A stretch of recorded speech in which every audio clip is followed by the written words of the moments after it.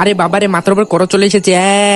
আরে পাপা দেখো না, আমার মাথার উপর না করো চলে এসেছে, এখন কি করব? আরে আরে কি বলতেছিস? তোর মাথার উপর তো কোনো নিশানি দেখতে পাচ্ছি না। আরে বেটা তুই কি বলতেছিস? আমিও তো দেখতেছি না। আরে মনে হচ্ছে তুই পাগল হয়ে গেছিস, চল ইমাম সাহেবের কাছে। আরে বেটা শোন না, দেখ তোর মাথার উপর কিছু দেখতে পাচ্ছিস? আরে আঙ্কেল আমি তো কিছুই দেখতে পাচ্ছি না। আরে যা ইমাম সাহেবের কাছে যা। ইমাম সাহেব বাবা দেখেন না, আপনার মাথার উপর তো করজ চিহ্ন চলে এসেছে, আর আমারও হয়ে গিয়েছে, কিন্তু কাউ দেখতে পাচ্ছে না কেন?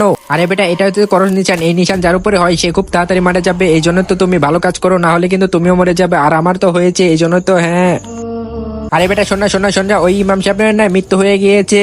হ্যাঁ আরে কি? হ্যাঁ তাহলে আমার কি হবে? তার আগে তুমি যদি এই ছবিটা ভালোবেসে থাকো তাহলে কিন্তু লাইক করে চ্যানেলটা সাবস্ক্রাইব করো, আর না করলে বুঝবো তুমি এই ছবিটা ভালোবাসো না। আচ্ছা ঠিক আছে ঠিক আছে, তাহলে আমি শেষ সময় আমার নামাজ পড়ে নেই।